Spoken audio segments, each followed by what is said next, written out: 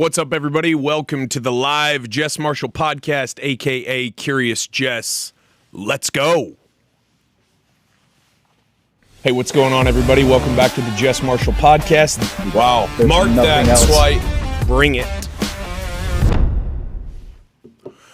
Hope everybody's having an awesome week. Hope you're ready for the Super Bowl. My Super Bowl picks, whether this gets up before or after the Super Bowl, we shall see. But I certainly, I'm pulling for Jalen Hurts, man. Those Chiefs, they're the Chiefs, whatever. Mahomes, good Texas dude. Jalen Hurts, also a Texas dude. I think there are 12 players that went to high school in Texas in the Super Bowl this weekend. And, man, Jalen Hurts gets a lot of hate. He gets, Chris Sims going hard at Jalen Hurts every chance he gets, which is crazy to me. Who the fuck are you, Chris Sims, with that sweet haircut on NBC Sunday Night Football Night in America? Chris Sims, where he's at only because of his dad, Phil Sims, who also sucks in my humble but very honest opinion. Jalen Hurts is the man. Love what he's doing. Love that team. There's a lot of people who are saying that Jalen Hurts is just, He's just a bus driver. Jalen Hurts is not Trent Dilfer, y'all. Jalen Hurts is not Joe Flacco.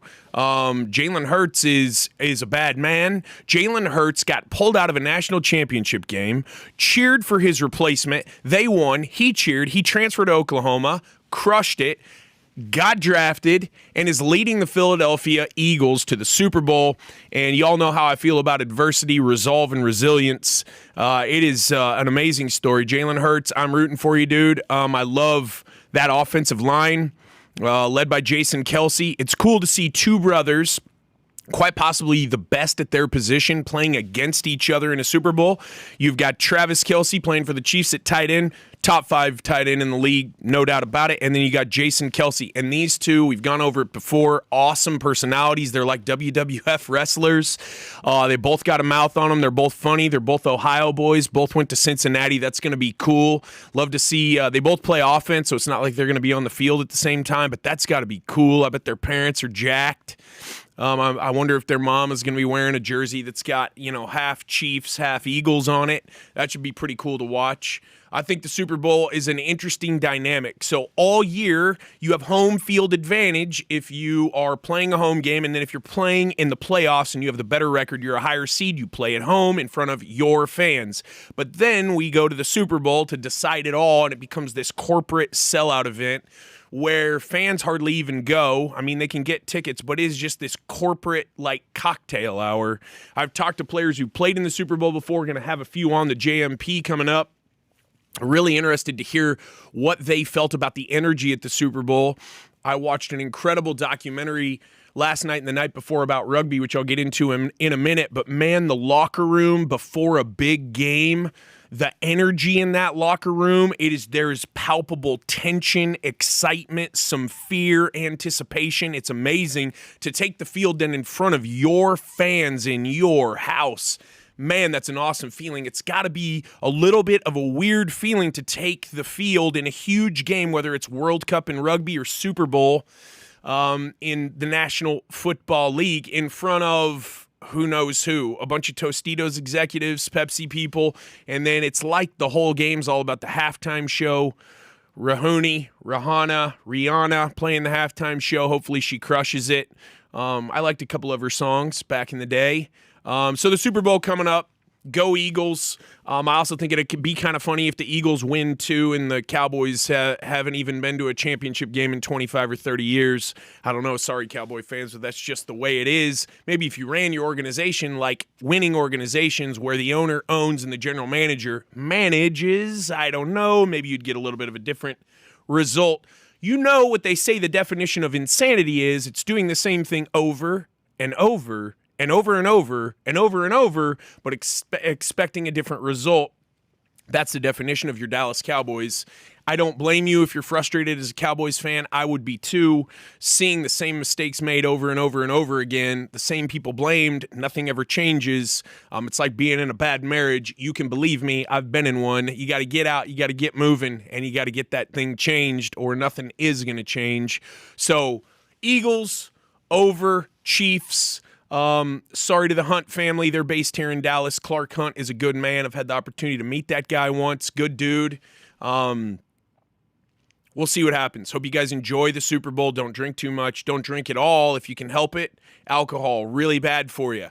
Hearing a lot of people talk, we've talked about this a few times on the solo, on Curious Jess, about not drinking in January. Hopefully, if you were trying to do that, you made it through January and you're still either managing it well and using it seldomly or not drinking at all. Man, I am telling you, life takes on a whole new shade of color when you cut alcohol out. I can't explain how alcohol changed. My relationship with alcohol changed as I got older, and I have found just that it's just a different ball game when I use other things other than alcohol when I'm trying to have a good time.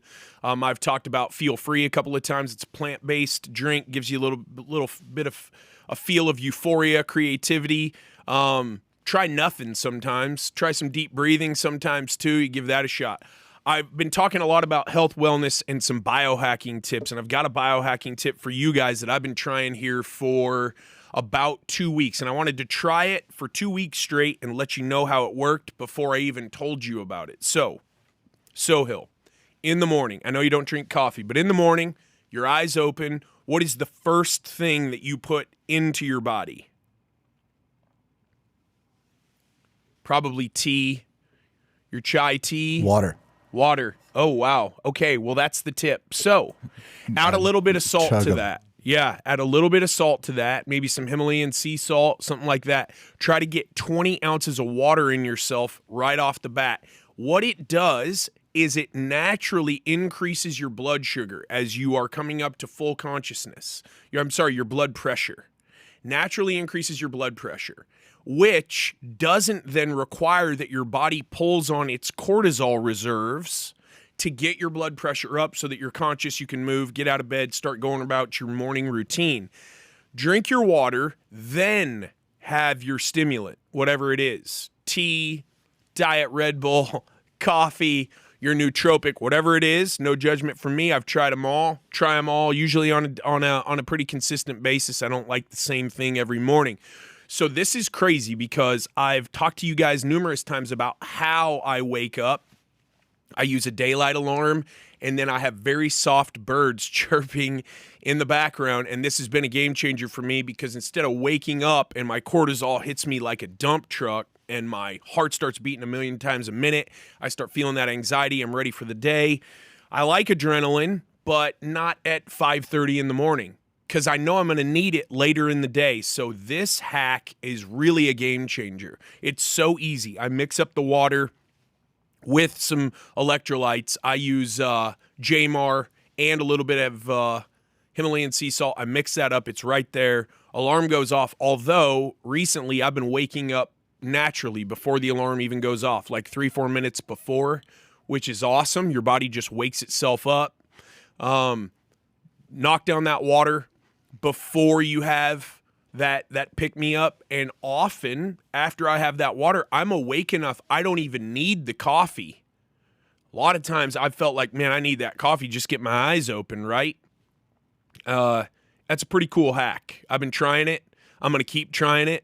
I mean, I don't understand how people don't. I mean, we've talked about this. I'm like dependent upon way too much water. Otherwise I feel not right. Yeah. But before bed, I'll put down one of these. Do you have any electrolytes or any, you need more JMAR from me? We talked about this. I drank that whole bottle of JMAR, but, shameless plug. What's up, Jennifer Martinez? Yeah, it's good.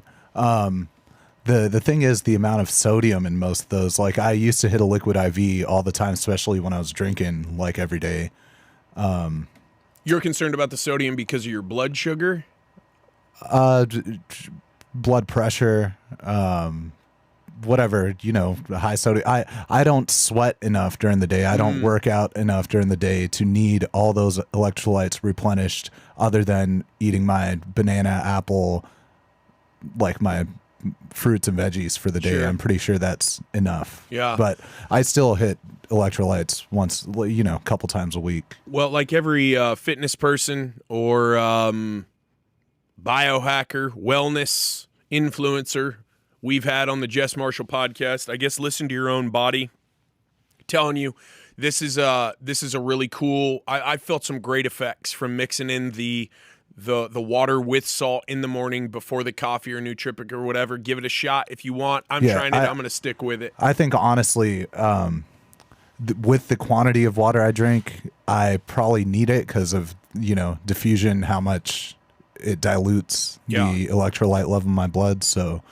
it just scares me to like take down 25% of my daily sodium intake in one bottle of water. Sure. When I'm eating food also. Not much, but yeah, there's that program. We've talked about it on the podcast a few times with guests. It's that 75 hard from Andy Frisella, and he talks about drinking a gallon of water in a day. So I thought I was ahead of the game because I was just crushing, usually 2 a day in the summer, 1 a day if it's not 105 out. Texas, it can be 100 straight days with no rain, 100 degrees. It can be a bit brutal. And then when I started to figure out that I was actually dehydrated and that was causing my massive headaches in the afternoons, I thought it was from the sun because I worked out in the afternoons. And the more research I've done and then experimenting with the hydration, I almost never drink straight water anymore. Almost every time I drink water, it's got some sort of supplement in it. Really important for me on podcast days because if I'm just knocking down the fluids, I got to hit the restroom once an hour. Sometimes we're sitting in the podcast for 3 hours trying not to hit the restroom, and it's very effective. It has been for me. My experience has shown that mixing in these different hydrating, I use the Laird freeze-dried coconut powder as well. That stuff's amazing. So there's also hydration tablets I get from Whole Foods that are great. Let's make a JESS MARSHALL hydration list so people can, and we can put that up on Instagram. Let's do it. Yeah, I like it. I like mixing stuff together. I'm kind of a mad scientist. If you guys have seen sometimes on my stories, I put up what I put all into my morning drinks. Guy Mesger talked about mixing together it was cayenne, honey, apple cider vinegar, hot water, and lemon. That's a good one. I'll put bee pollen pellets in there sometimes, MCT oil, collagen powder, all those types of things. Can we talk about that real quick? The honey thing, how people in this wellness space think honey is so great and antimicrobial. It's good for allergies. We've talked about that, but the amount of honey you're consuming is not enough to have any of the beneficial properties. It's literally sugar. It's just sugar. A couple of things on that. I think if you're going to try to sweeten something, it would be better to sweeten it with honey. I've been making homemade ice cream with a machine that Ninja makes. I talked about it on a podcast with Sarah Lamb. My homemade ice cream's getting better and better. I've been using honey and stevia to sweeten it instead of just regular white cane sugar. Yeah, I think the other thing, great. It's delicious. It's the only food that never spoils too, right? Yeah. Yeah. I think that's why there's something beautiful about it. I think that we love, and I love it too. I love honey, but it's sugar. Yeah. So the other thing, I don't think that a lot of people realize that their honey isn't pure honey. So you go buy honey off the shelf at your Kroger, Albertsons, Piggly Wiggly, whatever, Tom Thumb. Don't leave any of them out. Costco, Sam's, Target, whatever. A lot of your honey has other stuff in it. So read the ingredients 100%.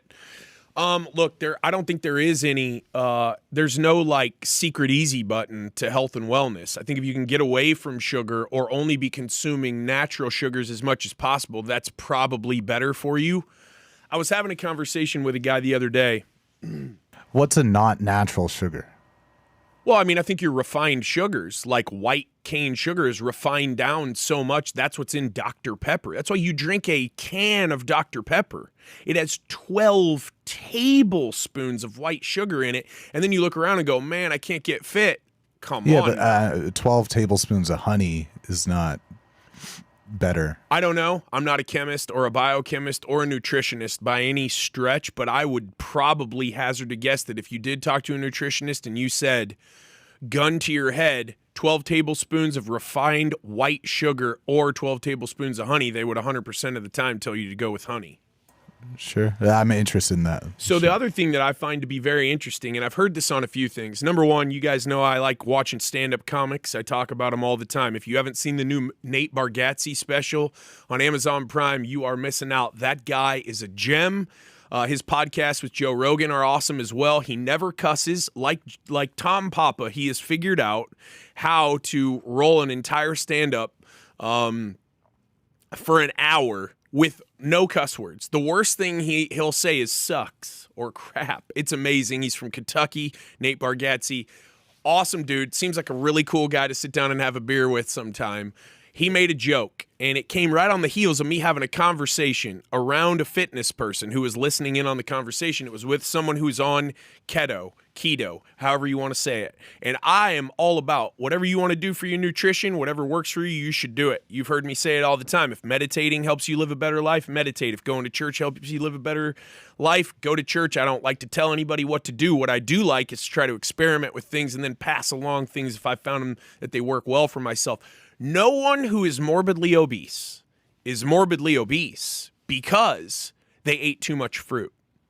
So you hear this all the time in the fitness space, right? Oh, you got to watch out. That fruit has it's got so much sugar. And I guess if you're going for like a shirt off competition or for like a bikini competition, maybe you shouldn't have oranges or apples or whatever because it's going to mess with your blood sugar, and maybe you're going to have 1% more body fat and you'll lose your $300 prize that you were going to win at your fitness competition. I don't know. I'm glad those people like that and it gets them through life, so I'm not going to try to make too much fun of it. But nobody who's fat is fat because they ate too much fruit. And I have this keto guy telling me, yeah, man, I'm on keto, whatever. So it's all fat, right? It's way more fat, no carbs, and then you're really monitoring your proteins. So if those are your 3 macros, you're going high on fat. You're trying to get your blood into ketosis, and then it's supposedly going to burn calories just while you sleep. I've found macros to be a really effective way for me to monitor the energy I need to put into my body relative to the energy that my body is burning. If you're trying to lose weight, try to go at a deficit there. If you're trying to put on weight, go to surplus. Obviously, it's just math. But I just thought that was funny, man, because I've found in my journey, my fitness and health journey, that if I've mixed fruit in, especially when I have no alcohol, fruit almost completely negates my sweet tooth. And when I'm not drinking, I get a sweet tooth. When I am drinking, I don't think about sweets at all because alcohol just gets digested and broken down by your body as sugar. When I'm not drinking, I am like, man, give me that ice cream, which is why I'm on this journey to figure out how to make protein ice cream.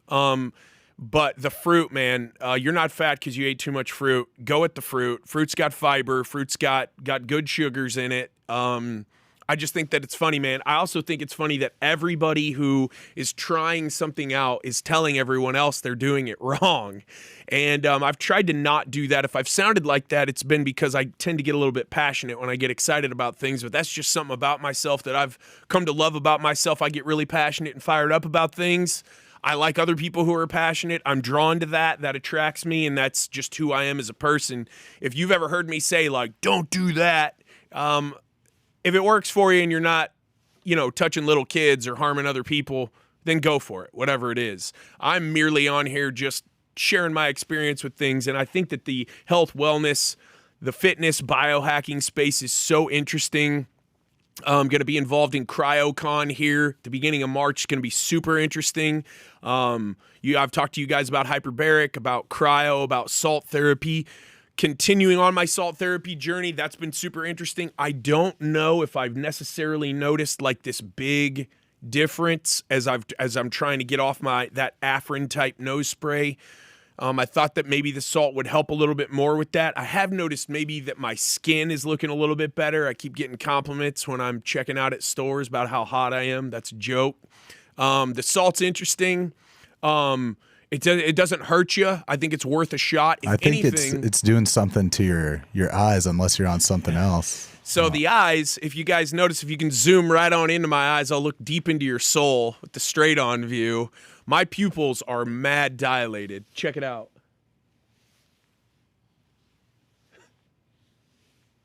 Can you get some soy stills? So my pupils, guys, I'm telling you, yesterday, by referral, I went after thinking about this. Okay. Guys, we're live, so bear with us. Can you see you see why I get all the girls? Oh God.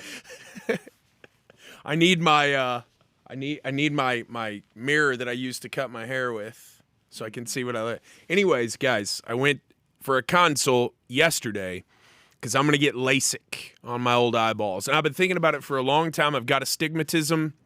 That's my eye disorder, so I can't see well near or far. It's kind of everything doesn't really work. If it's a cloudy day and I can't wear my prescription sunglasses and I forget my regular glasses, I come home from a long day of work and, man, I'm exhausted. I have a headache from squinting. I don't even realize that I'm squinting to focus. I have friends, one in particular out there who is a film critic who knows who he is as I talk about him, who always makes fun of me because I hate wearing my glasses when I'm out in public. And if I go meet him to watch a football game, I'm always squinting and he'll look over and he'll make fun of me. He'll go like that at me, and it's kind of funny. I mean, it hurts my feelings, but it is what it is. So I'm going to get LASIK. So you go in and they start doing these tests. Now, first of all, when I walked in, there were 30 people in the waiting room. And I'm looking around going, wow, this is quite the cattle call. Now, this doctor has an amazing reputation. He's done work on all the best and the brightest. All, your Dallas athletic and entertainment royalty. He's got pictures of him on all the walls and signatures and letters of recommendation. And he did come highly recommended from a very good friend and also from another doctor. So I felt comfortable in that regard. When I walk in, there's 30 people there. Looking around going, wow, that's a lot of people. They got quite the operation, which as a business guy, I was like, man, that's awesome. But I also felt a little bit uneasy. And the first guy takes me back. Now, check this out. This dude who took me back, he took some serious pride in his appearance. So his hair was as long as yours in the back. It was as short as mine on the top and the sides. This was the most professional mullet I've ever witnessed. That sounds awesome. He was really there to work. He put me through 7 different tests, looking into my eyes, then took me in through machines. That would be a little weird. Looking in someone's eyes is a little odd, especially if you hold do you call it a gaze? Gaze is such a weird word. Is that what it is? You hold, if you're looking in their eyes and you just keep looking in their eyes, I feel like it has that Dahmer effect sometimes.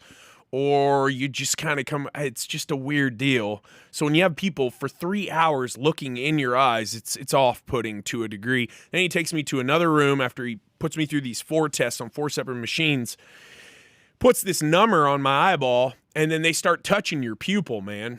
And that is just a next-level sensation. They also do this thing called a tear test.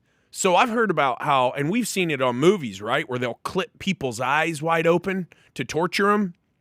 Let me tell you guys, this tear test, he took a piece of tape and he taped my bottom eyelid down to the top of like my cheek jaw area to see how fast it took for my tears to wash the tape away.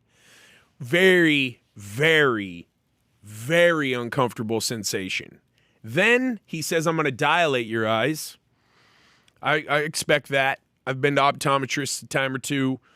But it's different now that I'm in my 40s because my eyes are still very, very sensitive to light. I mean, it's crazy. I left my shades in the truck when I parked, walked in. It is a crystal clear Colorado blue sky out there today in North Texas. And man, I was literally, I had to take several steps with my eyes closed. They're so sensitive to light. But I am excited for LASIK. I'm actually not going to get LASIK with an I. I'm going to get LASIK with an E. Because instead of cutting a flap into your eye, which sits over there and corrects your vision, the LASIK has no flap. It takes longer to recover from, but if you're ever doing anything like an adventure sport or anything like that and you get hit in the eye and you have LASIK, it can dislodge that flap, tear that flap, or do damage to the flap. So the LASIK is something he does for collision athletes, fighters, snowboarders, etc. I like all of those things. I want to do all of those things more. So I'm excited. I think that's going to be awesome. I'll report back on how that experience was and is. I'm trying to get it scheduled. It's got a few day downtime after the LASIK, LASEK procedure. So we'll see how it goes. I'm excited to never have to touch glasses again, though, man. I can't explain how much of a pain that is, but, man, I had this epiphany driving home yesterday. I'm all dilated. I can see enough to drive safely, but I could not see well enough to text and drive. And that's probably good news to some people, but that bummed me out. I literally could not make out the words on my phone. And I was just driving. It was raining. It was cloudy. It was late in the afternoon. I was like, you know what, man? I am not grateful enough as a person. That's one thing that this podcast has really drilled into my brain since I've been doing this now for 2.5 years. Meeting people, hearing about their journeys, hearing about what they've gone through, the adversity they've faced, the resilience and the resolve they've forged through that adversity. I'm not grateful enough. I mean, if you have your eyesight, that alone is something to be grateful as heck for every single day. And I just said it out loud. I am so grateful to have my eyesight, to have my health, to have my mobility, to be able to walk and talk, man.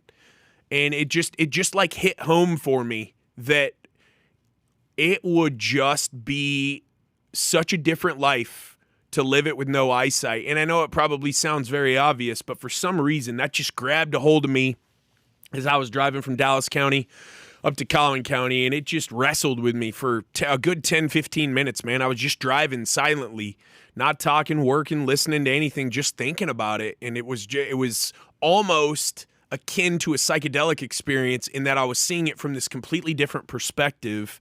Because my sight was a little bit limited, the amount of work I do reading, watching, looking, picking up on people's body language. Just think about a conversation with someone if you couldn't see their body language. I would just be, your other senses are obviously heightened, but man, I think having that attitude of gratitude is it's another one of those life hacks that sounds so obvious. You probably hear it from everyone, but I don't hear anyone saying, hey, I practice gratitude and it actually harms me. You know, I think we could all probably stand to be a little bit more grateful for the things that we have, that we take advantage of, that don't even cross our mind. That you wake up every day, wow, to take that breath is a blessing. To be able to see out of those eyeballs, that's a blessing. And that was a really weird experience. And I don't think that I think it'll stick with me for a minute. And I'm excited for LASIK, and I'll let you know how that goes with these 2 eyeballs 2 nights ago. I was trying to avoid it at all costs, but I don't know if you guys saw Melania Trump making out with Mike Pence after the State of the Union. Whoa, my bad, guys. I got my politicians mixed up there. My fault. It was Kamala Harris' husband, Doug, making out with Joe Biden's wife, Jill. And I'm not talking about a kiss on the cheek, which I think is pretty inappropriate. I'm talking about a lip lock. Wait. Why is a kiss on the cheek inappropriate? So I think in this culture, if you are kissing another man's wife on the cheek and it's not your sister-in-law, I think that's even a little weird. I don't do that shit. I do a sister in Christ hug. I do a side hug, super appropriate, like Keanu Reeves style.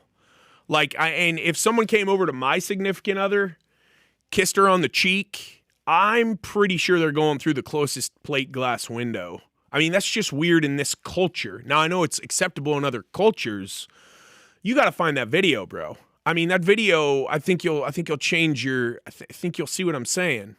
I know you're saying on the cheek seems probably less over the top. This was lip to lip. There might have been some tongue slipped in there. I don't know. It was not super slow, but it wasn't super fast either. It was slow enough that it was off-putting. And I mean, like, what's going on off-putting? It was just... So yeah, I just saw the image, and it definitely looks like a cheek kiss that's way too close. No, it's not a cheek kiss. If you can find a video of it, you will And I agree, I don't do cheek kisses. That shit's weird, but... Look, dude, that's not a cheek, dude. That's nose on other side of nose. That's Lady and the Tramp, bro. I think they missed... I don't... They're old. They might need LASIK. Bro, shake hands, man. You're on national television. You got Kamala's husband. You got Uncle Joseph's wife, who's a doctor. I don't think she ever completed a doctorate. I think she's got an honorary doctorate. Can you walk around touting that you're a doctor if you haven't actually done the schoolwork for it? I mean, that's cool, I guess. People do it. You should do it. That's on the lips, and bro, that was slow. That wasn't herky jerky. That was like they've done that before. But look at his face after that. He's like, "Oh shit." I mean, I don't know what that was. I don't know what that is. I don't want to know. That's out of control. That's out of control. That was slow. That was an approach.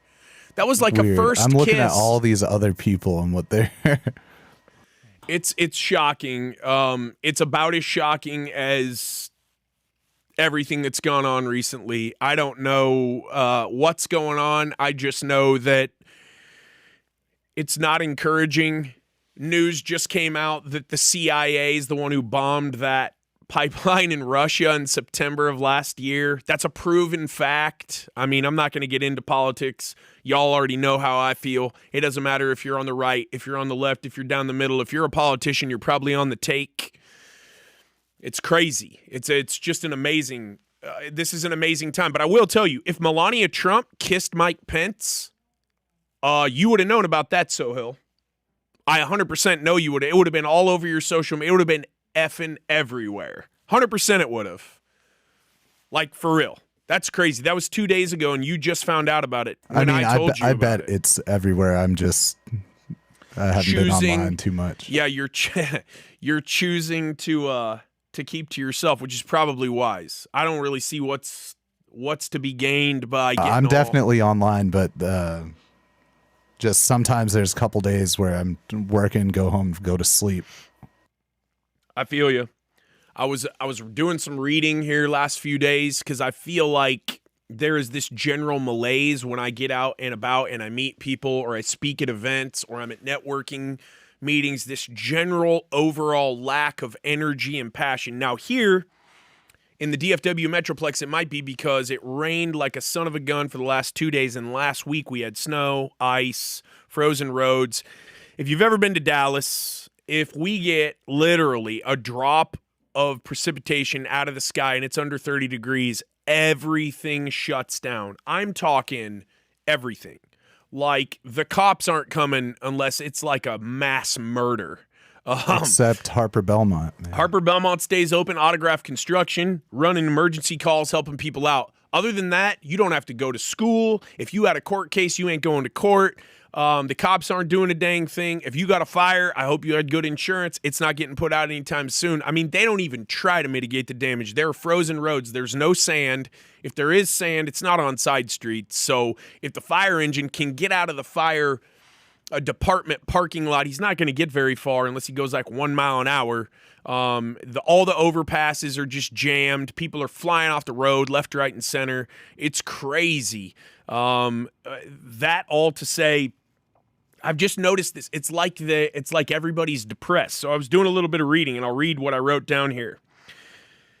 This is in no particular order, but in the last 2 years, overdose deaths are up over 50% from where they had been before that. Alcoholism deaths are up over 30% from any number, any year ever that this has ever been gauged before the last 2 years.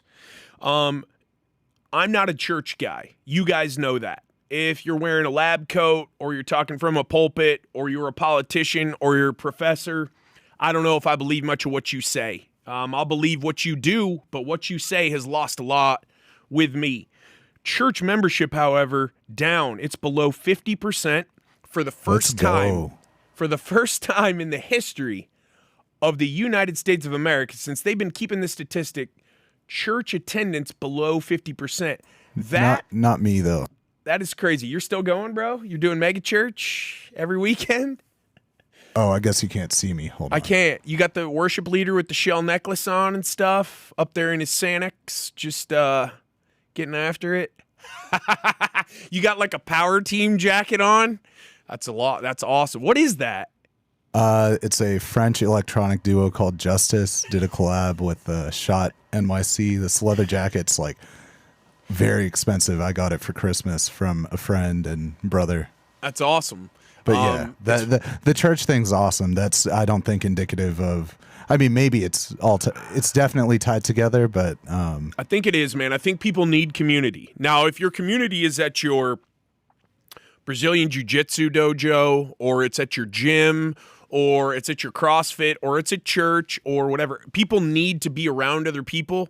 We do need that. We're made to be around people. We're made to transfer energy to one another, prop people up, support each other. You need community. I think the church statistic is pretty shocking. I think, though, that it might be a little bit skewed because so many people are going to church virtually now. I see that all over social media. It's still attending church. Yeah, but how are they measuring that?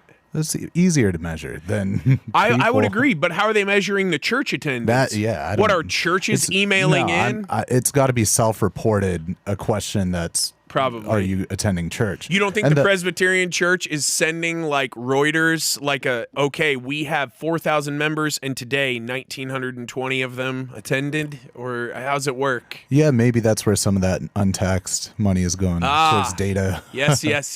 But I think, the C-Corp, bro. The whole rise of the nuns thing and like the trend of, people stopping their affiliation with religion started way before the cold. Yeah. And it's not, I don't think it's people not going to church and then they're drinking and killing themselves. I think they're drinking and killing themselves and not going to church because of, everything we talk about. Yeah. Because the everybody world's fucked up. Yeah. Everyone was, we all got separated off to ourselves and told 2 weeks to flatten the curve, and then that turned into what it turned into. I do think that along with this general overall malaise have you seen these statistics about males between the age of, I believe it's 26 and 40 who are currently unemployed? Have you seen those numbers recently? Yeah, I don't need to see them. I hear it every day. So where white males are not working? Why? And how are they paying bills? They get their white male privilege check. Oh. You don't know about that? You don't have that? Was I supposed to apply for that? I thought I was supposed to get it automatically. Yeah, it is. Maybe there's something you don't know. I don't know, man. Maybe you need to ask your parents. Maybe it's the Cherokee in my blood. Yep. That's a joke. Maybe I don't know. I guess I'll have to ask my parents if they applied for it on my behalf when I got my Social Security card. Where is my white male privilege check? So this is a problem, and this is something we've talked about on almost every solo podcast since we started this.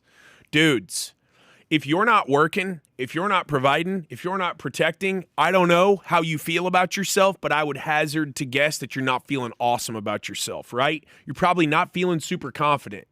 And if you don't like the prospects that you have, there's nobody who's hiring I don't want to do anything that anybody who's hiring wants to hire me for. You have a supercomputer in your hand. You can become an entrepreneur in literally 30 seconds. Find a need and fill it. Unless you're so, depressed or just unambitious, unpassionate about life that it doesn't move the needle for you one way or the other to be productive or not throughout your day. Guys, I've been depressed before, and I can tell you from experience, the two things that got me up and moving, number one was get up and moving. So get moving. Go, if you don't do anything other than this today, go outside and go for a walk. 1 mile. You can keep track of it on your phone. You can keep track of it on your watch. Go for a 1 mile walk. Day after that, 1.5 miles. Day after that, 2 miles. Whatever you have to do, get up, get moving. But then the second thing is be productive. So is there anything you like to do? Do you like to edit videos? Do you like to create content? Do you like to clean? Do you like to fix things? Do you like to cook? Something. Be productive. We keep talking about this trending topic, I guess because the bandwagon has just gotten so big that everyone's jumping on the toxic masculinity bandwagon. I feel like a lot of young dudes are like frozen in place. They don't know what to do. They're fearful of saying what's on their mind, whether it's on a first date or at a networking meeting or to a potential boss, because they think, oh, that might disqualify me from hooking up with this girl or getting this job. You got to be yourself. Well, if you're fearful of that, then you got a problem. Like that. Well, I think a lot of people, a lot of young dudes. What are you gonna say? Trust me, I encounter a lot of people who say, "Oh, I can't say anything anymore. I'm, fearful to talk in public or anything." What you just said. What were you going to say that you're scared of saying? That's my thing, man. I'm trying to figure out what it is that is so controversial that all of these would-be influencers are saying they can't say anymore. Like, I'm proud of my country. This is the greatest country on earth. I believe there are only men and women. I don't know what it is see, that all you that can is say. That's not. You can say that all you want. You're not. You know, are you really scared of the people you call snowflakes? And why are you so scared of them? You know, if you're actually going to say something horrible to a prospect on a date, like that's a problem. Like, maybe don't then. But yeah, so all of that to say, I have felt, and this is an unpopular opinion because we live in this victim mentality now that is pushed on everyone. Every politician wants you to depend on them for everything, right? It doesn't matter who it is, left, right, center. Then when the cold came out and they told you can't go to your job, I feel like there were a lot of people who were like, oh, okay, 2 weeks of a snow day. All right, not going to go. There's a cold out there, can't go, whatever. Now it's, oh, no, you can't say that. Oh, okay, well, I can't say anything. And it's way easier, and it becomes like almost this pervasive thing to just go around and say, you know, Sohail, I just can't speak my mind anymore, man. I love that. I love what you just said. Instead of doing the work to actually learn what people are talking about, why maybe people will not think of you super highly if you say something that you think is maybe like do the work and then, you know, figure that out. Talk to people. Talk it through. Yeah. Do some, read. Like, speak your mind. We have the supercomputers literally like figure out what these perspectives are. And don't you think that a lot of people don't even know why they believe what they say they believe, and that's why then they don't want to say it, because then they think that maybe somebody in the checkout line at Home Depot is going to challenge them, question them. Why did you say encounter that all the time? Well, you're not an arguer, but you welcome a debate. You will debate someone about a point of view or about the words that they're using to try to get an idea across. If they're using the wrong words, you'd be like, well, that's not exactly, you're actually wrong. You're calling this communism, that's actually socialism, or you're calling this Marxism, that's actually communism. We've had these debates, you and I, between the two of us. I think that's what jams up conversation, is just lack of understanding the perspectives out there and putting up those defenses. It's, you know, I hate to sound like this, but I think education's important, right? So, you know, if you're willing to hear other perspectives, that's part of your ongoing education. Totally and then agree. make the you know, conclusions you want to draw. But when I was in the classroom, it's like, hey, there are people who believe in this political and economic structure. There are people because of this is the history of it. And then there's people who believe in this one. Normally, when you present both sides, you know, people will come to a more informed conclusion than just going off their propagandized brain. And well, yeah, I mean, that's the issue, right? It used to be you just have the news on at home, and whatever channel you're watching, you just sort of start to espouse everything that they're saying. If it's got some sort of angle to it, you just, oh yeah, I sort of agree with that. But it's the news. It's manufactured consent, right? I don't know if you're familiar with that concept in Chomsky, but it's this. Actually, this is a good time to pull this up. Well, it's the narrative. It's what have you been programmed to believe? Do you even believe that you've been programmed to believe? Yes. I was trying. I'm really bad. That's hilarious. But yeah, it's this. What lens are you looking at things through? Are you actually critically thinking about what it is that you say you believe, or are you just hearing it spouted to you from a pulpit or through a TV or, I don't know, from a lectern in a classroom and going, yep, I buy that, hook, line, and sinker? Sorry, we've talked about this every week. It's the lack of critical thinking and teaching critical thinking in the classroom and showing people how to take data, facts, combine that with logic and come to a conclusion, right? Because now facts are wrong, data's wrong, or even, sure, if you want to question data, do that. You should question data, but figure out how to do that from a scientific method approach, not because your favorite pundit said that scientists are being paid by, you know, the Rothschilds. Yeah, or the Kochs, or the Soros.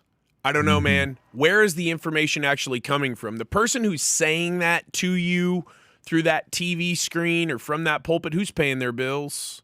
Yeah, you remember the flat Earth thing, right? I mean, they were literally saying you can't trust NASA because NASA is funded, is all those scientists are bought off. That's insane, dude. Right. That's so insane. On the flat, I mean, you know that the newest Dallas Maverick, Kyrie Irving, has espoused the flat Earth stuff for a minute. That guy is that guy's a lightning rod of controversy. Kyrie, great player. Hopefully the Mavs can pull it together and end this season on a high. Hopefully they can run that backcourt like that old Cavs backcourt with LeBron and Kyrie. If Kyrie can play off Luka, they got a shot. They got to get Kyrie signed though, man, and they gave up a lot for him. They got to get him signed long term, and then they got to keep him happy. That's the tough thing about the NBA, man. And good for those players. Those players are leveraging and they're creating their brand, making their brand as recognizable as possible, and I support the hell out of that. We're going to have an athlete on today on the JESS MARSHALL podcast who is going to be speaking at this branding and this athlete thing from a different angle. Very excited for the podcast today. I think that it's cool that these athletes take more of a stand now. I want to talk about a couple of documentaries that I saw. Well, real quick, athletes are workers, right? Athletes are some of the only worker billionaires in the world that are not capitalists. They still have a boss. They still get their surplus labor value extracted by their corporation or their boss. They do. They wouldn't be paid what they do under our economic system of capitalism if they weren't making money, a lot of money for other people, yet they still...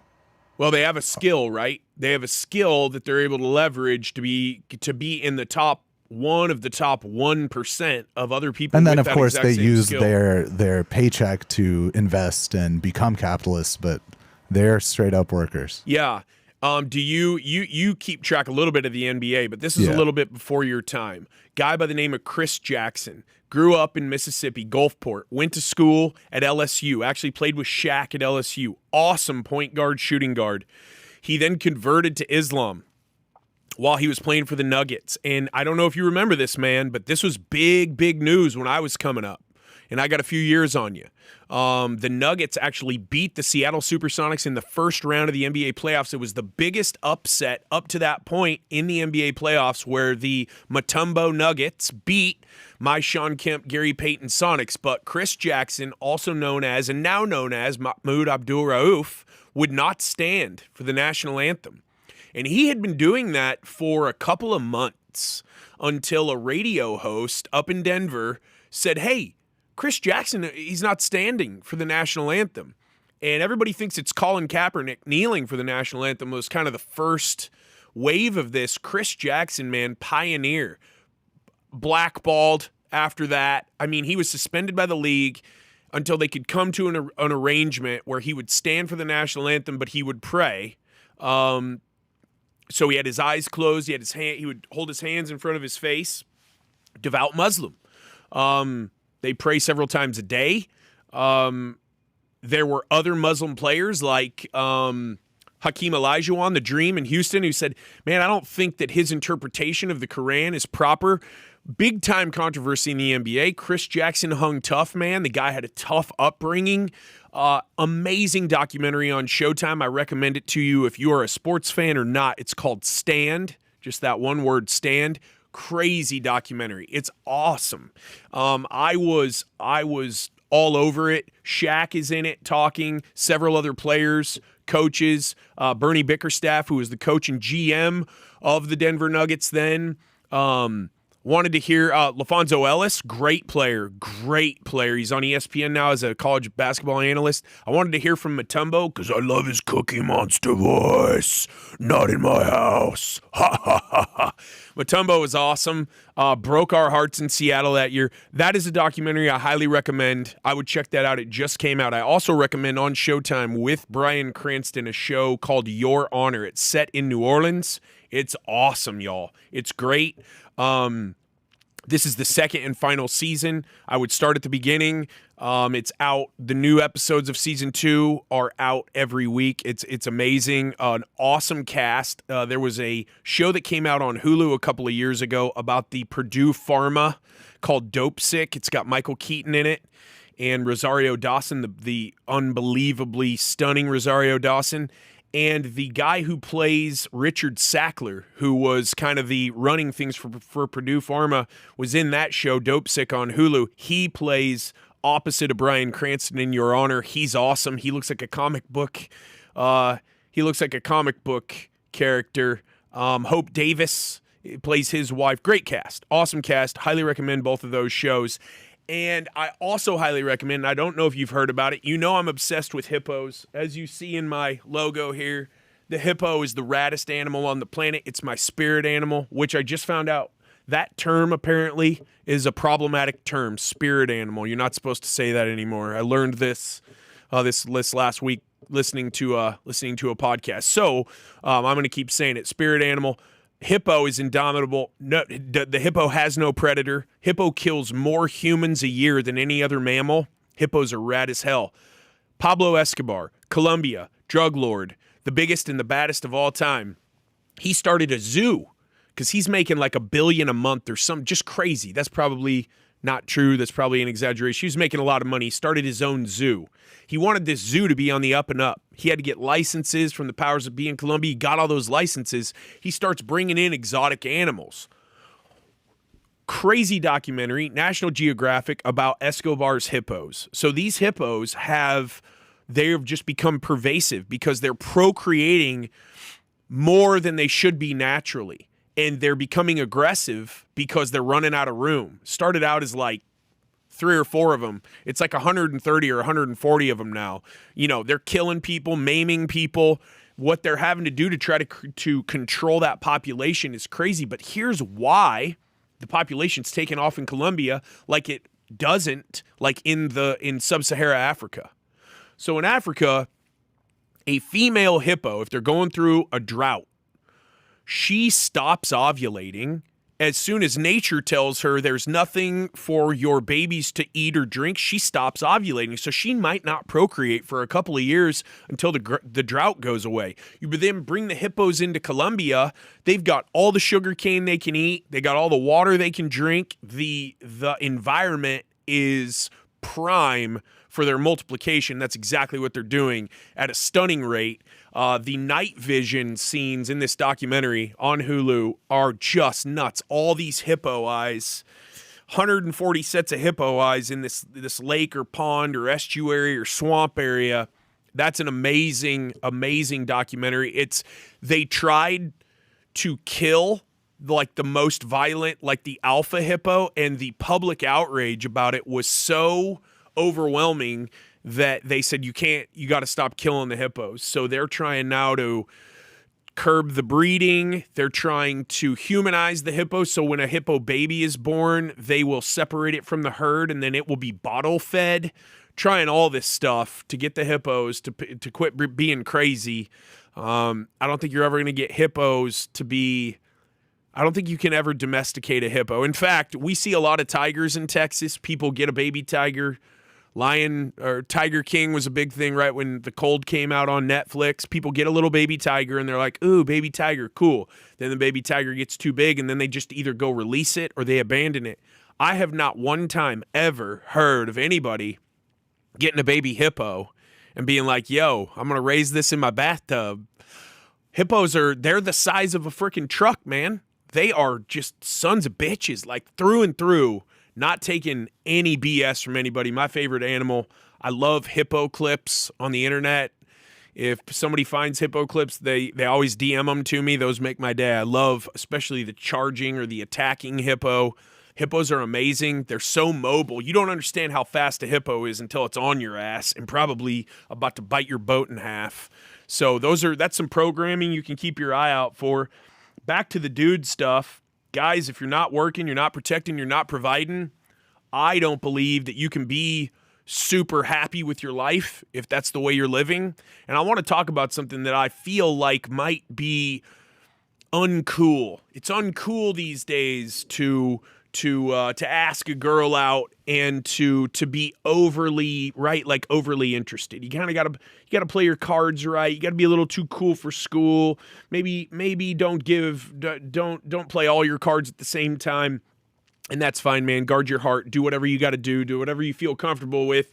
Most importantly, be yourself. You owe that to that young lady sitting across the table from you, and hopefully your expectations match her expectations. If you want something that's no strings attached, I hope you're both communicating about that. I hope that you guys are on the same page so somebody doesn't leave that relationship with hurt feelings or a damaged psyche. We are all people. We would do ourselves a hell of a service if we remembered that in life we are the happiest when we're actually giving, not taking. So if you're out in the dating scene, I have found in my life that I felt best about myself when I put my best foot forward and I acted with the most respect and I was transparent about who I am, what I expect. But no matter if you're trying to set something up that's no strings attached or you want something more serious, guys, be chivalrous, man.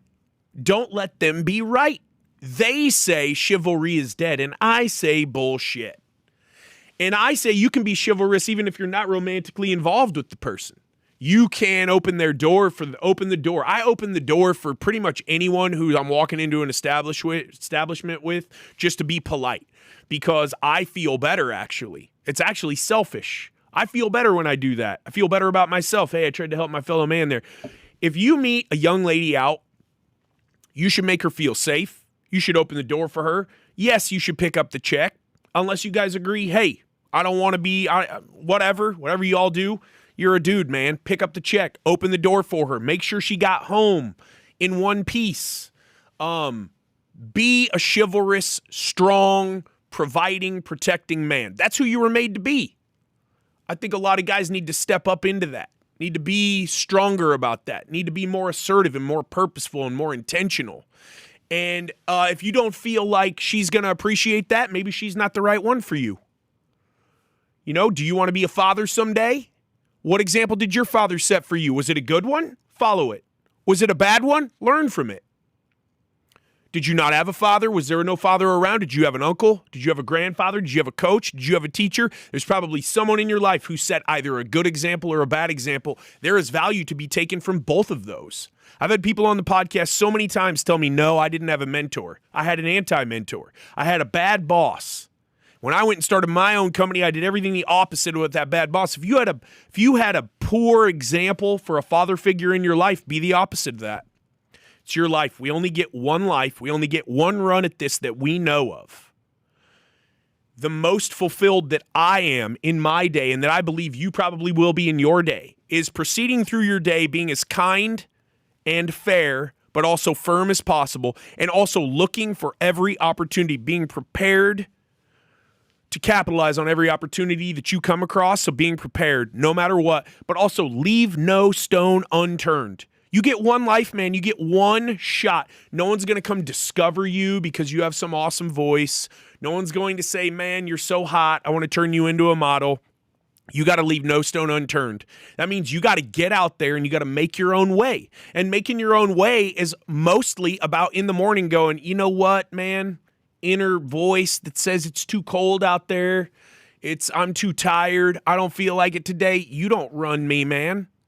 Mind telling me you don't deserve it today. Mind, you work for me. That's the wrong thought, mind. This is what we're doing today. We got a plan. We're going to stick to the plan. We're going to conduct the day with discipline. Now, I hear a lot of influencers, you got to get up and make your bed, man. Run 25 miles. Only drink water. Intermittent fast for 23 hours and 30 minutes a day. Listen, you get one life. I really, really believe, especially as I get older, our time we never get back, our energy we never get back. Do things you like to do.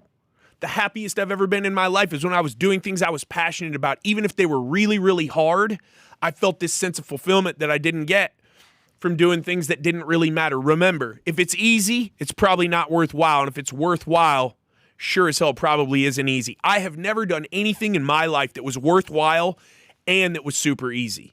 As I continued on the path of the worthwhile, it got easier as I learned how to do it. But man, if you try something, you try making a video, You try a podcast and you're bad at it the first time? Welcome to the fucking club, man. Did you get right on a bike and ride that thing on 2 wheels like Lance Armstrong, steroids or no? No. You fell over, you had to use training wheels. The more you did it, the better you got. The same goes with every skill, every ability in life, and that's what life comes down to, in my opinion. I wake up every day, I want to work on my skills and my abilities. I want to get better. If there's something I really don't want to do, if it's for my health, I'm going to do it. If it's like admin, paying bills, I mean, don't get evicted, but figure out how to put your shit on auto pay, man. If you don't like to clean your house and you got a good job, hire someone, give someone the opportunity to make a living, clean your house, mow your lawn, whatever it is. Life's meant to be enjoyed. It's not if you're bummed out. I've spoken to this several times. I said this before the holidays. If you're bummed out, if you feel alone, shoot me a DM, man. Get around other like-minded individuals. I can't explain to you the high that I go away from every single podcast, because I've exchanged energy with somebody who's been through something and took time out of their day to share that with me and with all y'all, or they've encouraged me, or I've learned something from them or seen something from a perspective I had never seen before. And I think that's the coolest thing about meeting new people. You never met them before. You sit down with them, you talk to them. The education that I've received by meeting, 100 people. Now, about 15 of those I already knew. So 85 people I had never met, I've had up to the studios to sit down for podcasts. And I have another 40 already scheduled for 2023. It's going to be awesome. I'm really looking forward to it. It lights my fires, man. And if you're walking through life and you don't have a raging fire or even a little flicker, man, let's figure out how to change that. That is changeable. That is fixable. You know, life's what you make it. Life is not what happens to you. It's what happens for you. And life is about perspective. The way you see things, the way that you address adversity when it raises up in front of you. Do you get your back up and you go, okay, this is a test. This is an opportunity. This isn't prison. This is school. I'm here to learn. I never lose. I either win or I learn. That's an interesting way to look at it. If that's a way of looking at it that works for you, I encourage you to try that. I've been trying that for a few years and it's helped me a lot. There were times in my life when I would get really down on myself. It was victim this, victim that. I went through a divorce. I've had business issues. I've had people abandon me, steal from me, lie to me, people who I trusted. And I would think to myself, why does this keep happening to me? Am I cursed? No. I was being tested, man. If you tell the universe, I want this, the universe is going to see how bad you want it. And you're not going to trip and fall into success. If you're trying something and the doors just keep getting closed over and over, keep trying, keep trying, keep trying. If the universe closes you off at every turn, I guarantee you it's opening a window somewhere else for you to go through.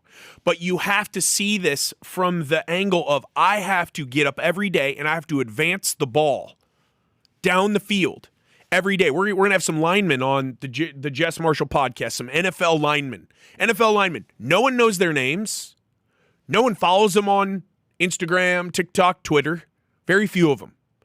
Those interior linemen are what win championships. Those guys who are battling up front, who are the nameless, faceless, these dudes are unbelievable athletes. They are the ones who help you advance the ball. You got to get up and you got to do the boring shit, man. That's what life comes down to. And then, if you can, sprinkle in some fun stuff. I'm going to Fort Worth this weekend, Sohill. I'm going to check out Jordan Peterson at Dickies Arena. Same place I saw Joe Rogan. I'll report back to you on that. No way. I know you're super interested in that. I guarantee you they're going to lock our phones in a Faraday bag. I welcome that. I'm looking forward to it. I'm looking forward to seeing what types of people are there. This is a research project for me. I'm excited. I don't believe in or agree with everything Jordan Peterson says. You cannot command or demand or direct or correct me, man. I am my own man. I'm a free man. I will do whatever I have to do to be that, to remain that. I am indomitable. But there are things that guy says that I'm like, wow, I've been saying that for like 15 years. Exactly. It's amazing. You know what I'm saying? But it's not amazing. It's literally everything you agree with him on is straight up common sense. We all know this shit. I know. And what's weird is that, so I think that a lot of what he has been able to do is emphasize the controversy. And that's genius on his part, because we've talked a lot about this escape velocity principle in the past with Rogan, Tate, Russell Brand, whoever. So I'm going to be practicing the same principles that I preach on this thing all the time. I'm going to be taking everything he says with a grain of salt, and I'm going to be looking at it with a critical eye, because is his goal to get as many sold out arenas as possible? He's a capitalist. He's making money. He's building his brand. He's an entertainer now. It's a very interesting space he's in as well, because that psychiatry, psychology, counselor, study the mind thing, you're not used to seeing those people up on stages. So it's a very interesting vertical he's found himself in. I'm looking forward to the weekend. I hope you guys are too. Thank you for joining me for the Jess Marshall podcast, Curious Jess, the solo edition. Let's go. What's up? Thanks for checking out my videos here on the Jess Marshall YouTube channel. Be sure to subscribe for sure. Hit that bell. Press that button to watch the next video. If you got a question you have about any of the topics I bring up in the videos, drop a question below, and we'll be sure to get an answer back to you ASAP. See you on the next one.